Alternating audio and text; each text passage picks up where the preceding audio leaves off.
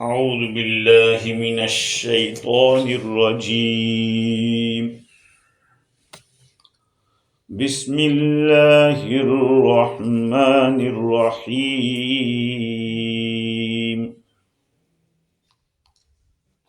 وما أرسلنا من قبلك إلا رجالا نوحي إليهم فاسألوا أهل الذكر إن كنتم لا تعلمون. بالبينات والزبر وأنزلنا إليك الذكر لتبين للناس ما نزل إليهم ولعلهم يتفكرون. أفأمن الذين مكروا السيئات أن يخسف الله بهم الأرض أو يأتيهم العذاب من حيث لا يشعرون أو يأخذهم في تقلبهم فما هم بمعجزين أو يأخذهم على تخوف فإن ربكم لرؤوف رحيم. صدق اللہ العظیم. بزرگوں، پیارے بھائیوں، کل گفتگو ہماری یہ چل رہی تھی کہ اللہ رب العزت نے نہ جاننے والوں کو حکم دیا ہے کہ جاننے والوں سے پوچھو.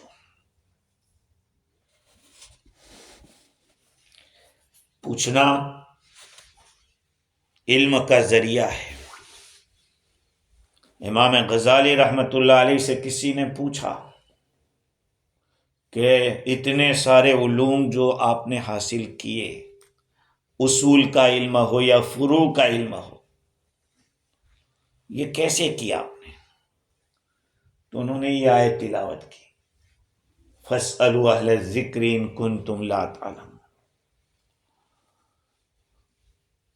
علماء سے میں پوچھتا رہا جو مجھے نہیں آتا تھا، اور میں نے کبھی شرم محسوس نہیں کی.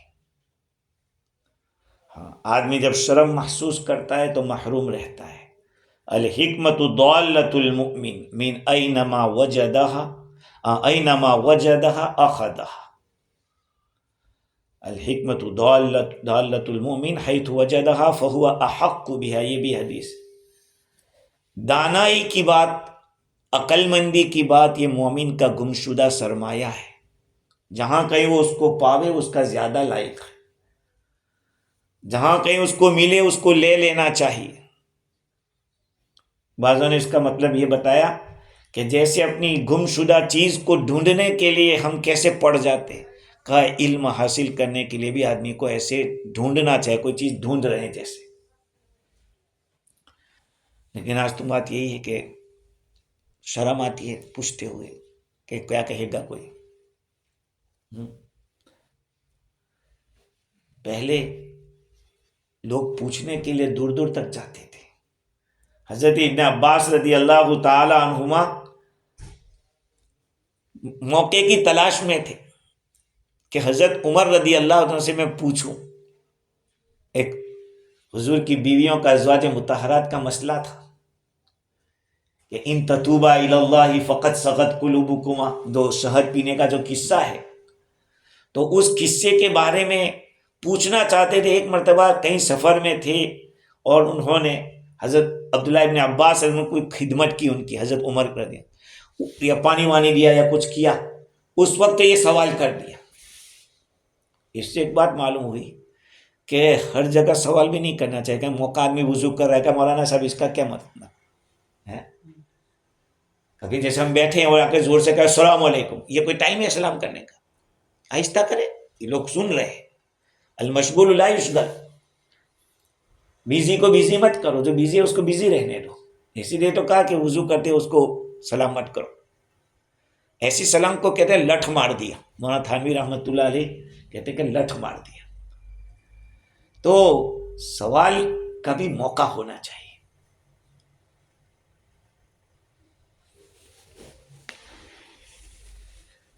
خیر، تو اللہ تعالیٰ نے اس آیت کریمہ میں فرمایا کہ فَاسْأَلُوا أَهْلَ الذِّكْرِ إِن كُنتُمْ لَا تَعْلَمُونَ. تو جو لوگ عوام ہے، عوام جن کے پاس قرآن اور حدیث کا علم نہیں ہے، ان کی ڈیوٹی یہ ہے کہ وہ جاننے والے سے پوچھیں، علماء سے فتویٰ لے کر عمل کریں. اگر کوئی عالم آپ کو دلیل بتلا بھی دے، عوام کو دلیل بتلا بھی دے قرآن اور حدیث سے، تو انہیں علماء کے اعتماد پر قبول کر لینا چاہیے. نہیں، یہ حدیث کہاں ہے، کس کتاب میں ہے، صحیح ہے، ضعیف ہے، یہ بخاری میں نہیں ہے، مسلم میں نہیں ہے، اس طرح کے سوال کی اجازت نہیں ہے. عوام کو تو دلیل پوچھنے کو منع کیا کہ آپ دلیل نہیں پوچھ سکتے کہ مولانا آپ نے یہ مسئلہ کہاں سے نکالا. آپ نے پوچھا، ہم نے بتا دیا، آپ کی ذمہ داری پوری ہو گئی، اب عمل کریں گے.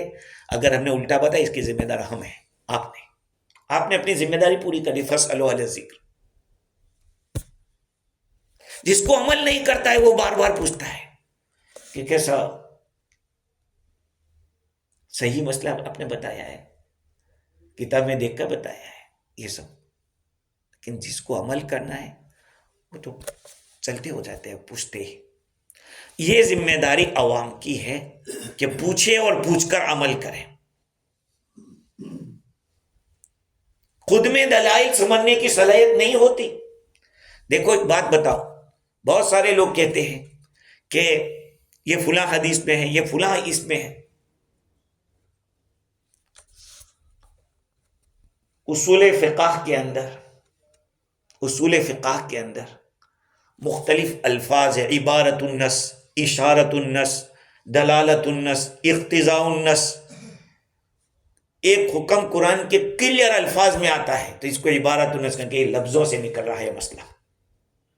اور ایک مسئلہ سینٹنس مقصد تو نہیں ہے وہ بیان کرنے کا، لیکن اس کا اشارہ پایا جا رہا ہے ادھر، اور اشارہ نہیں ہے لیکن جو سینٹنس یوز کیا ہے وہ تقاضا کر رہا ہے کہ اس کا میننگ یہ ہونا چاہیے یا مسئلہ ایسا ہونا چاہیے. یہ باتیں کون جانے گا؟ یہ تو جو کوئی مفتی ہوگا، کوئی مولانا اس طرح کا پڑھا لکھا ہوگا وہی تو جانے گا. ہر کس و ناقص تو نہیں جانتا ہے. بھائی میں آپ سے ایک بات پوچھتا ہوں کہ لوئر کے پاس جا کے آپ کہتے ہیں کہ ہمارا یہ کام ہے، ہو جائے گا؟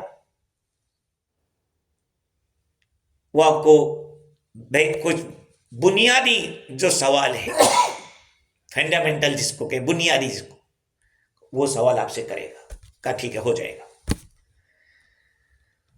اب آپ اس کو کہو کہ کس گراؤنڈ پہ کرو گے، ہیں وہ کون سا دفعہ آپ استعمال کریں گے، ہیں یہ سب چیزیں نہیں پوچھتے وہاں. لیکن ایک عالم دین جب کوئی مسئلہ بتلاتا ہے تو وہاں 100 سوال ہوتے ہیں. عالم سے پوچھیں گے کہ یہ کون سی حدیث اور کس کتاب میں یہ وہ. تو لوئر نے جو 10 سال جو جتنے بھی لکھا ہے لا کے اندر، عالم نے بھی 10-12 سال جھکماری نہیں کی ہے. اس نے بھی عربی زبان سیکھنے میں، پھر ڈکشنری کو سمجھنے میں، ادب سیکھنے میں، فقہ اصول فقہ، تفسیر اصول تفسیر، حدیث اصول حدیث، کتنی چیزیں وہ سمجھا سیکھا. اس کے بعد آپ کے پاس مسئلہ لا رہا ہے. لوئر کو نہیں کہیں گے کہ نہیں یار قانون تو ایسا ہونا چاہیے، وہ کہے گا کہ جاؤ راستہ پکڑو، اتنے سال ہم نے جھکماری نہیں کی، ہم بھی کچھ پڑھ کے بیٹھے ہیں. ہوتا ہے کہ نہیں؟ لوئر کو ہم رائے نہیں دے سکتے، لیکن عالم کو ضرور رائے دیں گے. کوئی مسئلہ کہ یار یہ جائز ہونا چاہیے، نہیں یا نہیں جائز ہونا چاہیے. بھائی تم کون ہو؟ تو عوام کا کام یہ ہے کہ عالم نے بتلا دیا بس. اب آپ کہیں گے دیکھا یہ مولانا لوگ ہیں نا، مولانا لوگ اپنی چلا رہے ہیں، یہ کہیں گے اپنی نہیں چلا رہا ہے. جس حد تک تم کو بتلانا ہے وہاں تک ہم کو بتلانا ہے. اس سے آگے بتائیں گے تو اوور ڈوز ہو جائے گا، اور اوور ڈوز مشکل پڑتا ہے، پھر بتلانے والے کو تو نہیں پڑے گا، لیکن سننے والے کو پھر گڑبڑ ہو سکتی ہے کہ کچھ دوسری طرف چلا جائے، گمراہ ہو جائے۔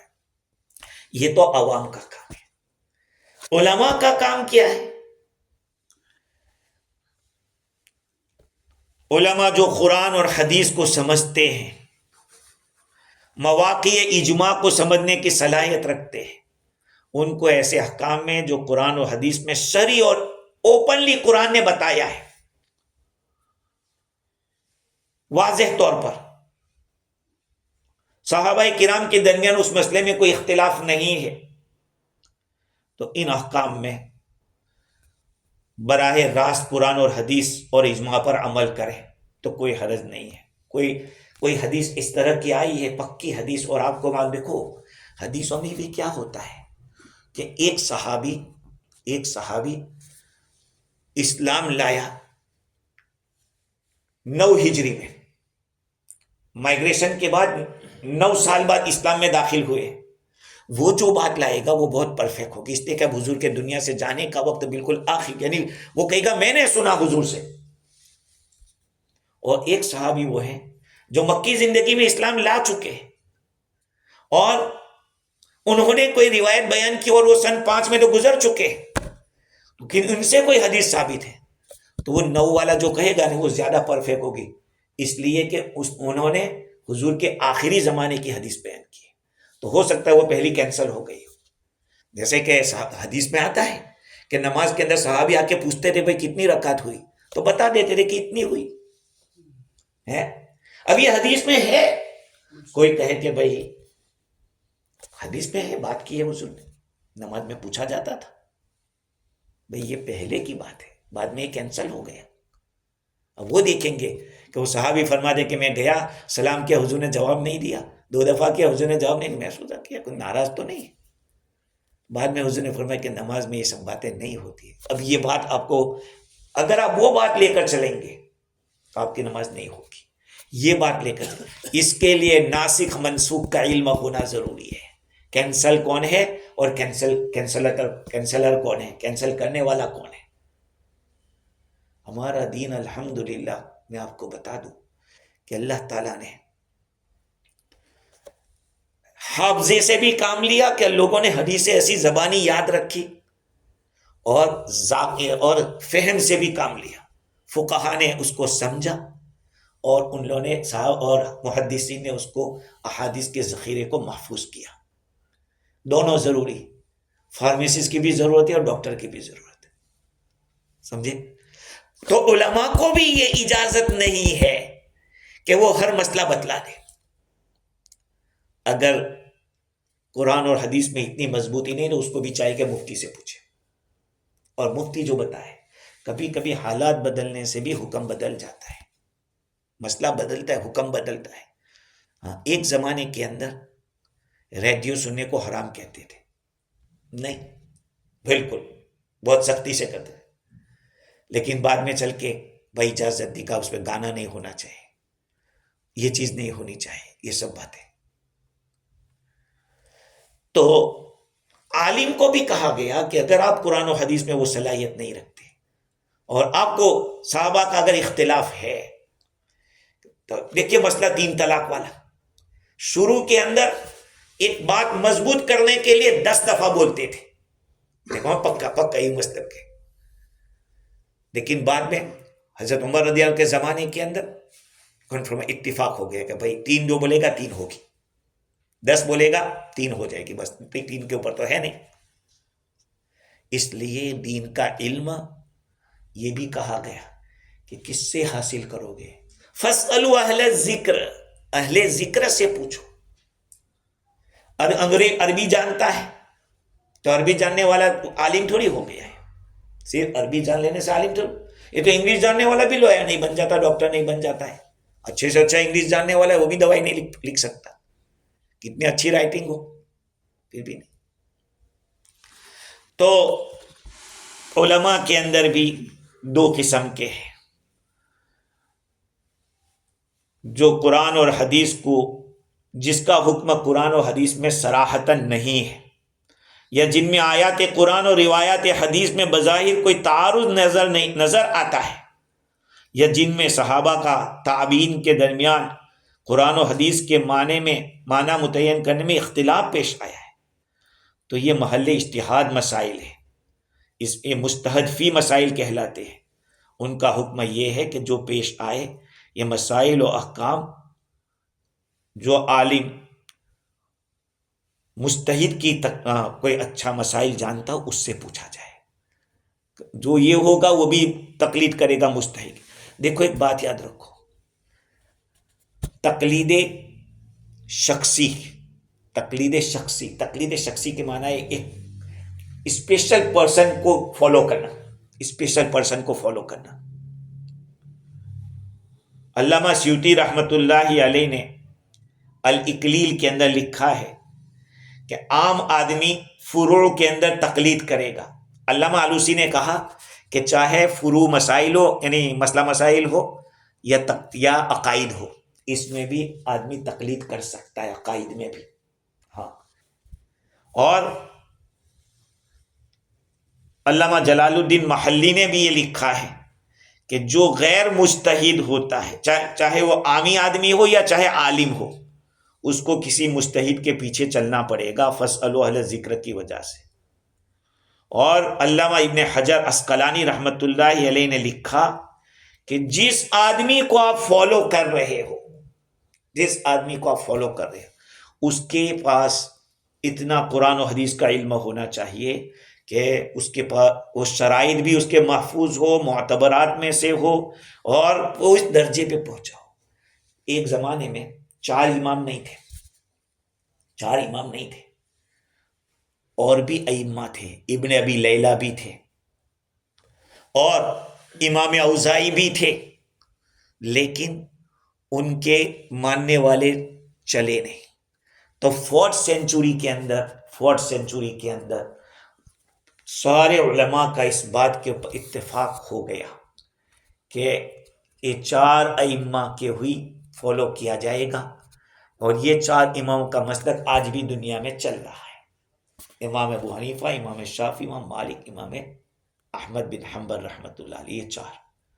اب سوچیں کہ سعودی کے اندر بھی حنبلی مسلک چل رہا ہے، امام احمد بن حنبل رحمۃ اللہ علیہ کو وہاں بھی 20 رکعت تراویح زمانے سے چلتی آ رہی تھی، تو کورونا کی وجہ سے کچھ بند ہوا، ابھی پھر 20 شروع ہو گئی ہے، سمجھ رہے؟ حرمین دونوں جگہ پہ، مکہ اور مدینہ میں۔ خیر، تو مالکی مسلک کے بھی دنیا میں ہے، سب سے زیادہ حنفی ہے، پوری دنیا میں میجورٹی جو ہے وہ حنفی کی ہے۔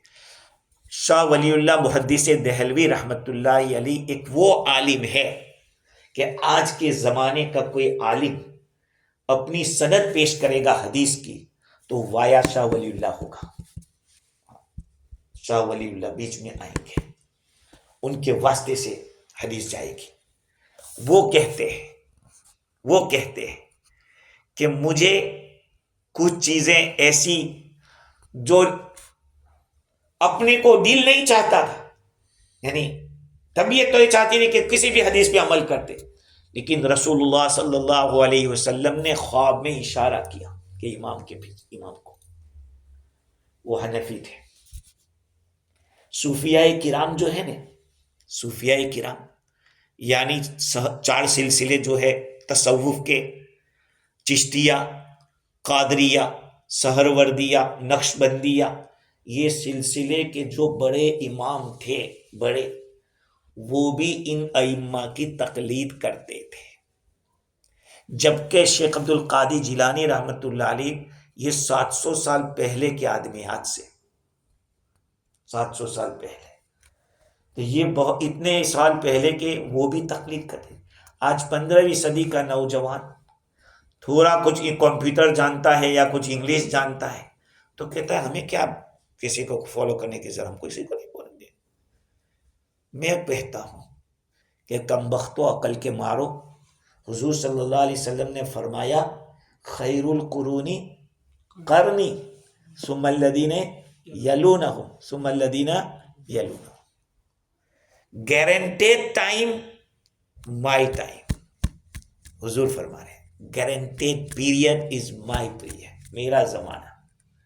ثم الذین یلونہم، پھر صحابہ کا، پھر ثم الذین یلونہم، پھر ان کا جو تابعین کا، تو تبع تابعین تک ایک گارنٹیڈ زمانہ ہے. تو میں آپ سے پوچھتا ہوں کہ گارنٹیڈ ٹائم کے لوگوں کو فالو کرنا اچھا ہے یا آج شر القرون جس کو کہا جائے وہاں کے لوگوں کو فالو کرنا ہے؟ آج کے زمانے کا جو آدمی ٹرانسلیشن کرے گا اس ٹرانسلیشن کو بھی صحیح کیا ہے یا نہیں کیا، یہ ایک سوال ہے. ٹرانسلیشن میں کتنی گڑبڑ ہوتی ہے میں آپ کو ابھی بتلاتا ہوں. میں جب فیجی میں تھا تو ہمارے اپنے منیف کا فون آیا کہ یار ایک مسئلہ ہے. کیا ہوا؟ تو کہا کہ کیا جنازے میں سے آنے کے بعد غسل کرنا ضروری ہے ہم کو، کہ تب جا کے ہم مسجد میں جا سکتے ہیں یا ڈائریکٹ جا سکتے ہیں؟ تو میں نے کہا کہ کوئی ضروری نہیں ہے، جنازہ ہو گیا، نماز پڑھ لیا، سیدھے مسجد. تو میں نے کہا کیوں؟ کہا کہ ایک آدمی نے کہا کہ نہیں جب تک غسل نہیں کریں گے. میں نے کہا یہ تو ہمارے انڈیا میں ہندو لوگ کرتے ہیں. ہندو لوگ جب کسی مٹی میں جائیں گے تو رومال لے کے جائیں گے، اور جب مٹی ہوگی تو وہ نہا کے اور رومال سے یہ کر کے پھر گھر میں داخل ہوں گے. تو ہندو لوگ کرتے ہیں. تو پھر ایک ساتھی تھا ہمارا گجرات کا، اس نے بھی کہا کہ یہاں بھی ہمارے ہندو گجراتی ایسا کرتے ہیں. میں نے کہا اس آدمی کو پوچھو کہ دلیل کا قرآن میں. انا للہ و انا الیہ راجعون، مارے گھٹنا پھوٹے سر. میں نے کہا اس کے پاس لاؤ. انہوں نے وہ ٹرانسلیشن بھیجا تو اس ٹرانسلیشن کے اندر بین القوسین لیے لکھا ہوا تھا. میں نے سیم ٹائم ہمارے مولوی رمضان نے مجھے دیا تھا اس وقت یوسف علی والا ٹرانسلیشن. میں نے سیم ٹائم اس کا چھاپا اتارا، میں نے بھیجا کہ دیکھو یہ ٹرانسلیشن. اور میں عربی جانتا ہوں اس کے لحاظ سے کہہ رہا ہوں کہ یہ اپنی طرف سے ایڈ کیا ہوا ہے. تو آپ 15ویں صدی میں جو ٹرانسلیشن کرنے والا ہے وہ اپنی طرف سے بھی ایڈ کرتا ہے تو کیا کریں گے؟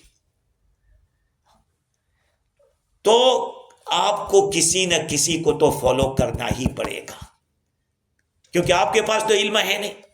حدیث کا بھی تو بخاری نے لکھا، مسلم نے لکھا، اور مسلم خود شافی، بخاری خود ان کے بارے میں کچھ لوگوں نے کہا کہ وہ شافی. ابو داؤد شریف وہ بھی کسی فقیہ کو ماننے والے. تو آپ محدثین کو جن کی حدیث لے رہے ہیں وہ کسی امام کے پیچھے چل رہے ہیں، تو آپ کس جاڑ کی موڑی ہے کہ آپ کہہ دو کہ ہم تو اپنے مائنڈ سے سمجھیں گے.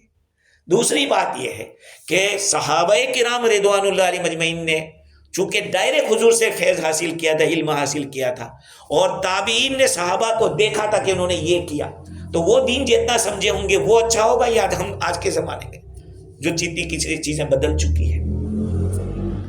لیکن آدمی دین کے بارے میں آزاد رہنا چاہتا ہے کہ ہم بھی کچھ کر سکتے ہیں، صرف عالم نہیں کہہ سکتے. یوں They say we have more information now. ہاں Today people they say we have more information like the hadith. How would you reply to that? ان کا یہ کہنا ہے کہ وہی سوال ہے صحابہ تابعین طبع تابعین کو براہ راست رسول اللہ صلی اللہ علیہ وسلم سے علم لیا ہے، لیکن وہ علم کے اندر آج بہت ساری بڑھوتری ہو گئی ہے، انفارمیشن بڑھ گیا ہے، جیسے اجماع اور قیاس کی ضرورت پڑتی ہے. تو آج کا عالم اور آج کا ایک نالجبل انگلش جاننے والا وہ قیاس کر کے وہ نالج حاصل کر سکتا ہے کہ نہیں؟ اس لیے کہ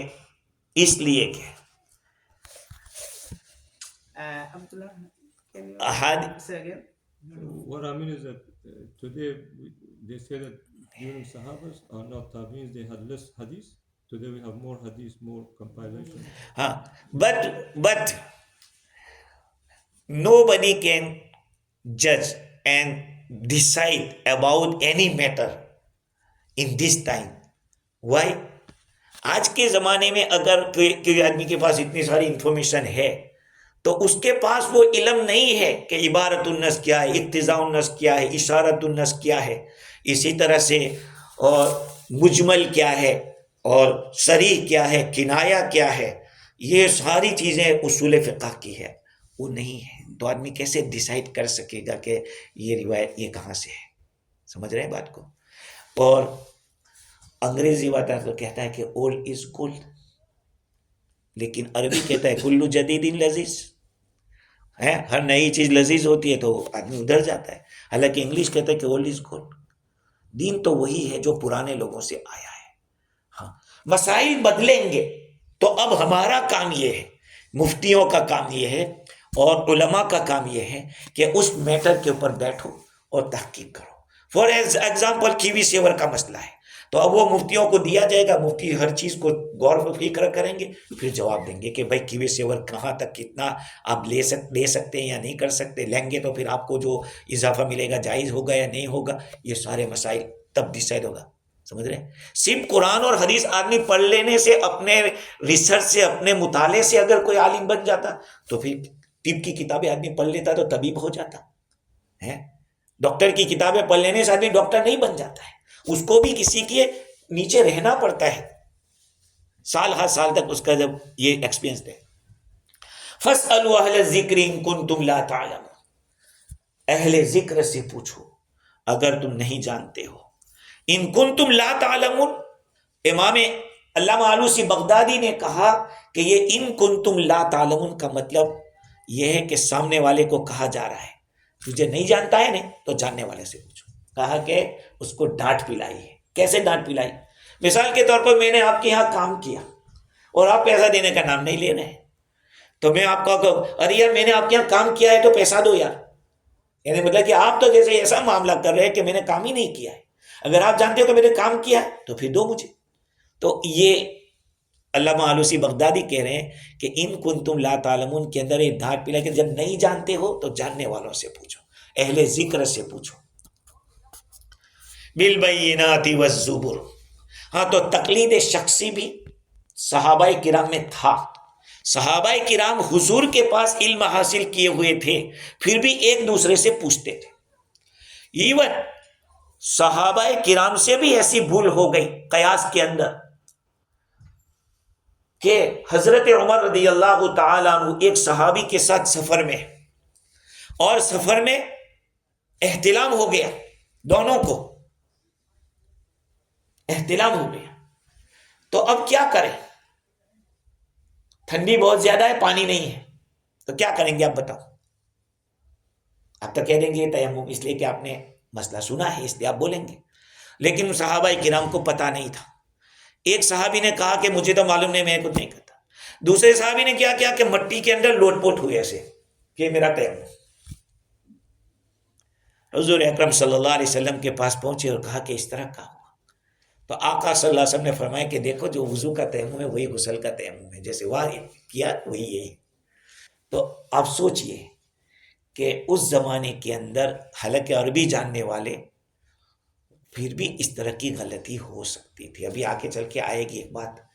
اور میں نے آپ کو وہ بھی کہا تھا کہ ایک صحابی سوئے اور 2 دھاگے تکیے کے نیچے ڈال کے سو گئے کہ روزہ شروع ہوگا جب سفید دھاگا کالے دھاگے سے جب جدا ہوگا تب. عربی جاننے والے، قرآن نے کہا حتی یتبین لکم الخیط الابیض من الخیط الاسود من الفجر. غلطی کی. پھر حضور نے پوچھا کہ کیا ہوا؟ کہا میرا تو دھاگا جدا ہی نہیں ہوا. تو آپ نے پڑھا کہ موٹی گڈی والے، اس کا مطلب یہ نہیں ہے. تو آج اور ایک بات سب سے بڑی شرط اجتہاد کے اندر اور دینی مسائل کے اندر نفس پرستی سے دور رہنا.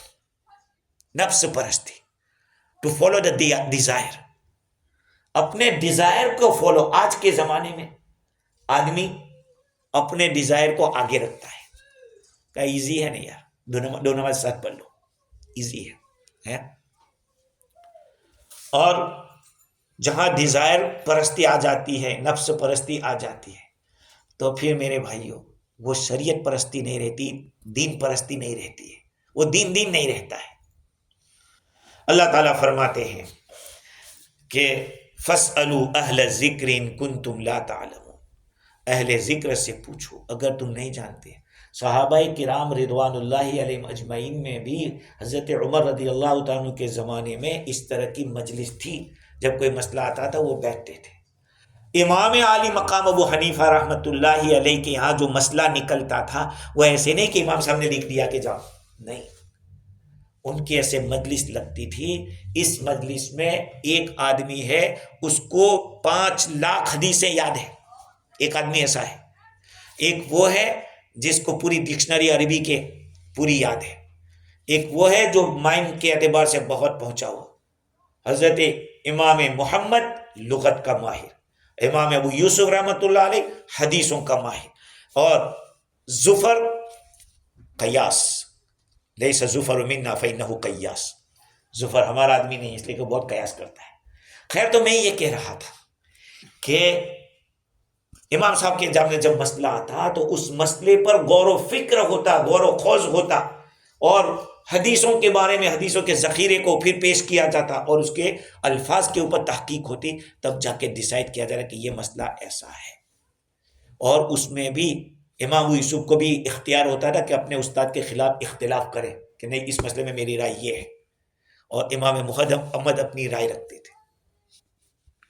بات کو تو 2-4 چیزیں پڑھ لینے سے آدمی علامہ نہیں بن جاتا ہے اور اس سے کوئی فقیہ نہیں ہو جاتا ہے. ہاں، اور اجتہاد کا دروازہ بند ہو چکا ہے، اب مجتہد نہیں ہو سکتے. اجتہاد کے جو اصول، وہ اصول اب نہیں پائے جاتے. تو اب یہ 4 امام کے اوپر بریک لگ گئے. امام ابن ابی لیلہ، امام اوزاعی، یہ سب چلے گئے اور ان کے فالوور نہیں رہے. اب یہ 4 چلتے رہیں گے. اور تلفیق حرام. تلفیق کہتے ہیں تھوڑا حنفی، تھوڑا شافی، تھوڑا مالکی، تھوڑا حنبلی. یہ حرام ہے. کیوں حرام ہے؟ اس لیے کہ اس میں بھی نفس پرستی آئے گی. ٹھنڈی کا موسم ہے، آدمی کو بلڈ نکلا، کہا میں تو شافی ہوں. ان کے نزدیک وضو نہیں ٹوٹتا ہے بلڈ نکلنے سے. اور اگر بیوی کو ایسے ٹچ کر لیا کہ میں حنفی ہوں، اس لیے کہ حنفی کے یہاں وضو نہیں ٹوٹتا ہے بیوی کو ٹچ کرنے سے. یا پیشاب کی شرمگاہ کو چھو لیا، حنفی کہا میں حنفی ہوں، حنفی کا وضو نہیں ٹوٹتا ہے. یہ ڈیزائر پرستی ہوگی، ٹو فالو دا ڈیزائر. یہ کہا کہ ایک راستہ لے لیا، حنفی چلتے رہو، شافی چلتے رہو. ہاں، مفتی کوئی ہے اور وہ حالات ایسے ہیں کہ کوئی مسئلہ ایسا ہے کہ اس مسئلے کے اندر مالکی کے اندر تھوڑی ریلیف ہے. مثال کے طور پر مسئلہ سمجھنا، مثال کے طور پر ایک آدمی ہے، وہ غائب ہو گیا ہے. غائب. اس کی بیوی جو ہے انتظار کر رہی ہے کہ میرا شوہر کب آئے گا. تو اب اس کے بارے میں کیا کیا جائے؟ نکاح فسخ کر دیا جائے، عورت کو کہہ دیا جائے کہ اچھا تم دوسرا کر لو عدت گزار کے. حنفی تو کہتا ہے کہ نہیں. کہا کب تک؟ بعضوں نے کہا 80 سال. وہ بھی چلی جائے گی. بعضوں نے کہا کہ وہ آدمی جو ہے جو گم ہو گیا ہے، اس کی عمر کے لوگ ختم ہو جائیں تو بتا. یہ تو بہت مشکل ہے. تو کہا کہ مالکی مسلک کے اندر کچھ سالوں کا ہے، کچھ سال، 4 سال جیسے کچھ سال ہے. کہا کہ اس کے اوپر آپ فتویٰ دے سکتے ہو. ہاں، ابھی سوچیے، ایک بات کہوں میں آپ کو. ایک عورت ہے، اس کا شوہر نہ طلاق دیتا ہے، نہ کچھ کرتا ہے، نہ کانٹیکٹ رکھتا ہے، کچھ کرتا ہے. اب اس کو کیا کیا جائے؟ یہ عورت انتظار میں ہے اور وہ نہ اس کو خرچہ دیتا ہے نہ کچھ کرتا ہے. آج میں آپ لوگوں کو مسئلہ بتاتا ہوں، بہت سارے علماء بھی اس کو جانتے نہیں ہیں. مفتی کو اور عالم دین کو یہ اس بات کا اختیار ہے کہ شرعی پنچایت قائم کر کے بات سنے، کوشش کرے اس کے ساتھ بھی کانٹیکٹ کرنے کی، اور پھر بالکل نا امید ہو جاوے کہ نہیں، تو پھر شرعی پنچایت اس کو فسخ کر سکتا ہے. آج یہ مسائل ہیں، کون کرے گا اس کو؟ تو تقلید تو کرنا پڑے گا، کسی نہ کسی کے پیچھے چلنا پڑے گا. میں جب پہلی دفعہ حج کے اندر گیا تو ایک یمنی عالم مجھ سے ملے اور میری ساتھ عربی میں کچھ الیک سلیک ہوا، بات چیت ہوئی. تو مجھے کہا کہ تو اتنا اچھا عربی جانتا ہے، تجھے فالو کرنے کی کیا ضرورت ہے؟ تجھے کوئی ضرورت نہیں ہے فالو کرنے کی، تو اتنا اچھا عربی جانتا. میں نے کہا میں ہندوستان کے صوبہ گجرات کے ضلع بھروچ کے ایک چھوٹے سے گاؤں سے آیا ہوں. اگر میں عربی نہیں جانتا تو مجھے کیا کرنا پڑتا؟ کہا تم فالو ہی کرو، جاؤ، مجھے کہا فالو ہی کرو۔ تو جب بڑے بڑے محدثین مفسرین جو فالو کرتے تھے اور انہوں نے ائمہ کا دامن نہیں چھوڑا، تو آج کا ایک نوجوان تھوڑی کچھ انگریزی جان کے اپنے آپ کو اتنا آزاد سمجھتا ہے کہ ٹوپی کی بھی ضرورت نہیں سمجھتا ہے، جبکہ حضور اکرم صلی اللہ علیہ وسلم کا سر ہمیشہ ڈھکا رہتا تھا۔ حافظ ابن قیم رحمۃ اللہ علیہ نے زاد المعاد کے اندر لکھا ہے کہ رسول اللہ صلی اللہ علیہ وسلم was covering his hair always he's covering، یا تو ٹوپی ہوتی تھی یا اس پر امامہ ہوتا تھا۔ فَاسْأَلُوا أَهْلَ الذِّكْرِ، لیکن آج کیا ہے؟ ڈیزائر اپنے کہ یار ضروری تھوڑی ہے، ادب بھی تو کوئی چیز ہوتی ہے۔ آگے اللہ تعالیٰ فرماتے ہیں بالبینات والزبر، واضح دلائل کے ساتھ اور کتابوں کے ساتھ، کیا ان کو بھیجا گیا، رسولوں کو بھیجا گیا واضح دلائل کے ساتھ اور کتابوں۔ علامہ آلوسی فرماتے ہیں کہ پہلا جو لفظ بینات ہے اس سے معجزات مراد ہے، معجزات دیے گئے، اور زبر سے مراد کتابیں۔ جو پہلی چیز ہے معجزات، وہ سچائی پر دلالت کرتی ہے۔ نبی معجزہ دکھاتا ہے، کیوں؟ سچا ہونے کی، کہ یہ سچ ہے، یہ سچا آدمی ہے۔ معجزات کے ذریعے معجزہ دکھانے والے کی سچائی ظاہر ہوتی ہے۔ اور وہ زبر، اس کے ذریعے شرائع اور تکالیف کو بیان کیا جاتا ہے، کتابوں میں شریعت بتلائی جاتی ہے، احکام بتلائے جاتے ہیں۔ تو بالبینات والزبر، گویا کہ ایک سوال تھا کہ وہ کس چیز، وہ نبی بھیجے گئے جن مردوں کو اللہ تعالیٰ نے نبی بنا کر بھیجا، تو وہ کس چیز کو لے کر آئے تھے؟ تو کہا بالبینات والزبر، اس کو لے کر۔ وَأَنزَلْنَا إِلَيْكَ الذِّكْرَ لِتُبَيِّنَ لِلنَّاسِ مَا نُزِّلَ إِلَيْهِمْ وَلَعَلَّهُمْ يَتَفَكَّرُونَ، ہم نے آپ کی طرف ذکر اتارا ہے، ذکر سے مراد قرآن مجید ہے۔ اللہ تعالیٰ اپنے حبیب کو فرما رہے ہیں ہم نے آپ کی طرف ذکر اتارا ہے، قرآن ذکر ہے۔ قرآن کو ذکر کیوں کہا؟ لِأَنَّهُ تَذْكِيرٌ وَتَنبِيهٌ لِلْغَافِلِينَ، اس لیے کہ قرآن یاد دہانی کرتا ہے، تنبیہ کرتا ہے غفلت میں پڑے لوگوں کو، یا یہ کہ قرآن سبب ذکر ہے، قرآن سے آدمی کو یاد تازہ ہوتی ہے اللہ کی، یہ اللہ کا کلام ہے، ھذا کلام ربی، یہ میرے رب کا کلام ہے، اس لیے قرآن کو ذکر کہا۔ وَأَنزَلْنَا إِلَيْكَ الذِّكْرَ لِتُبَيِّنَ لِلنَّاسِ، ناس اس سے مراد عرب اور عجم سارے لوگ مراد ہیں۔ اللہ کے نبی صرف عرب کے لیے نہیں آئے، عرب اور عجم سب کے لیے آئے۔ مَا نُزِّلَ إِلَيْهِمْ، ہم نے آپ کی طرف قرآن اتارا تاکہ آپ بیان کرو، واضح کرو لوگوں کے سامنے، کس چیز کو؟ مَا نُزِّلَ إِلَيْهِمْ، جو چیز ان کی طرف نازل کی گئی ہے۔ وہ کیا ہے؟ احکام ہے، شریعت ہے۔ اگلی امتیں جو برباد کر دی گئی، مختلف قسم کے عذاب کے اندر ان کے اعمال کے مناسب اس کی تفصیل ہے۔ بیان شافی یعنی واضح طور پر بیان کیا ہے۔ نبی کی ذمہ داری کیا بتائی؟ قرآن کو سمجھانا، قرآن کو واضح کرنا۔ اب یہ قرآن کو واضح کرنا ہے تو کس حصے کو واضح کرنا ہے؟ بعض لوگوں نے یہیں سے یہ بات لے لی کہ پورا قرآن مجمل ہے، یعنی ڈیٹیل چاہتا ہے سمجھانے کے لیے، حالانکہ ایسا نہیں ہے۔ پورا قرآن ایسا نہیں ہے کہ جس کو ڈیٹیل کی ضرورت پڑتی ہو۔ ہاں، اللہ کے نبی کی جو حدیث ہے وہ قرآن کی ڈیٹیل تو ہے، لیکن قرآن پورا کا پورا ایسا نہیں جو ریکوائر کرتا ہو کہ اس کو ایمفسائز کیا جائے، اس کو واضح کیا جائے۔ ان اللہ سمیع بصیر، بے شک اللہ تعالیٰ سننے والا دیکھنے والا ہے۔ یہاں کیا ضرورت ہے بھائی اس کو بیان کرنے کی؟ یہ کوئی مجمل تو ہے نہیں، بالکل اوپن چیز ہے۔ تو بعض لوگوں نے کہا کہ پورے قرآن میں ضرورت ہے نبی کی وضاحت کی، اس کے مطلب یہ ہوگا کہ پورا قرآن ایسا ہے کہ آدمی نہیں سمجھ سکتا۔ نہیں، قرآن نے خود کہا ہے کہ قرآن میں کچھ باتیں ایسی ہیں جس کو ہر ایک نہیں سمجھ سکتا، جس کو متشابہ کہتے ہیں۔ اور بہت سی باتیں محکم ہیں جس کے اندر ضرورت نہیں ہے سمجھانے کی. بھئی قرآن میں بہت ساری چیزیں ایسی ہیں کہ صرف ایمان لانا ہے. الف لام میم کیا مطلب؟ اللہ عالم. الف لام میم ذالک الکتاب کے اندر الف لام میم، طٰ، یاسین، توسین، یہ صرف کون جانتا ہے؟ کہ اللہ جانتا ہے اس کی مراد. ہم تو کہ ہمارا ایمان ہے کہ اللہ کا کلام ہے، بس بات خلاص.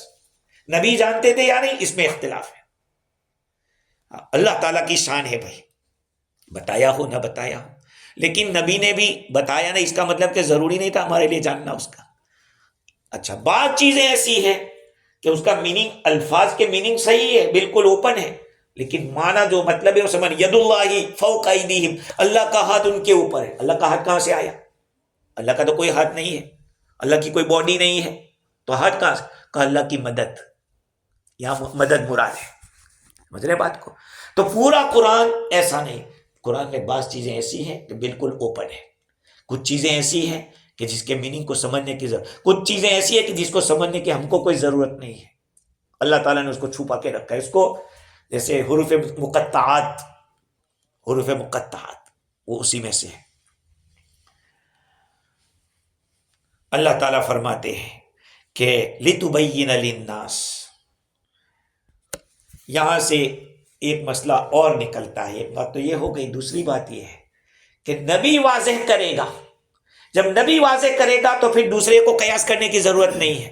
کچھ لوگ جو قیاس کو نہیں مانتے، صرف حدیث کو مانتے ہیں، صرف قرآن اور حدیث کہتے ہیں، ان لوگوں کا یہ کہنا ہے کہ دیکھو نبی کی وضاحت. بھائی نبی وضاحت کریں گے، اس میں کوئی شک نہیں، لیکن یہ دین قیامت تک کے لیے ہے. قیامت تک کے لیے، صرف آقا صلی اللہ علیہ وسلم دنیا میں جہاں تک رہے وہاں تک کے لیے نہیں، قیامت تک کے لیے. اور قیامت تک میں امت کو جو کچھ بھی درپیش ہوگا اس کا سولوشن قرآن و حدیث میں ملے گا. اب یہ کہاں جائیں گے؟ جیسے کہ میں نے کل کہا تھا کنگارو کا مسئلہ کہاں ڈھونڈنے جاؤ گے؟ قرآن اور حدیث میں کہاں ملے گا آپ کو؟ اسی طرح سے انشورنس کا مسئلہ کہاں سے لاؤ گے؟ کیوی سیور کا مسئلہ، اسی طرح سے پی ایف کا مسئلہ کہاں سے لاؤ؟ پروویڈنٹ فنڈ کا مسئلہ کہاں سے لاؤ گے؟ یہ سارے مسئلے کہا کہ قیاس کی ضرورت پڑے گی. قیاس کیا کریں گے، کیسے کریں گے؟ کہا کہ حدیثوں کے ذخیرے میں جاؤ، اس کے سملر کوئی چیز ملتی ہے؟ کہا کہ وہاں جو حکم یہاں دے دو. اس کو کہتے ہیں قیاس. اور اس کی ضرورت تو ہماری زندگی میں ہر جگہ پڑتی ہے، ہر جگہ پڑتی ہے. ہاں، کبھی الٹا قیاس بھی ہو جاتا ہے. بھئی بچہ بیمار ہوا تو اس کو لیکوڈ دوائی دی جاتی ہے، اور کوئی بڑا آدمی بیمار ہوتا ہے اس کو گولی دی جاتی ہے. اب بچے کی گولی، بڑے آدمی کی گولی اگر بچے کو دے دی جائے تو کیا ہوگا؟ اس پہ ایک بات کہہ کے ختم کرتا ہوں کہ ایک جگہ کیا ہوا کہ ایک صاحب درخت کے اوپر چڑھ گئے، درخت پہ چڑھ گئے. اب اترنے کا نام نہیں رہا، بیچارہ ڈر رہا ہے. تو گاؤں میں ایک بلبجکر تھا، کوئی بہت ہوشیار سمجھا جاتا تھا کہ یار یہ بہت ہوشیار عقل مند آدمی ہے. کہا اس کو بلاؤ. اس کو بلایا گیا تو کہا کہ بھائی دھیرے دھیرے کا نہیں اترا جاتا. یہاں سے رسہ ڈالا ایسے کہ اس رسے کو اپنے ساتھ باندھ دے. اب باندھا اور کھینچا، ہڈی پسلی ٹوٹ گئی اس کی. کہا یار یہ کیا کیا؟ کہا ایک جگہ ہم گئے تھے، ایک آدمی کنویں میں گر گیا تھا، ہم نے اسی طرح سے نکالا تھا. ارے بڈھے یہاں سے نکالنا الگ ہے، اوپر سے کھینچنا الگ ہے، تو یہ الٹا قیاس ہو گیا. تو قیاس کے لیے بھی عقل چاہیے. خیر انشاءاللہ مزید گفتگو کل کریں گے. اللہ تعالیٰ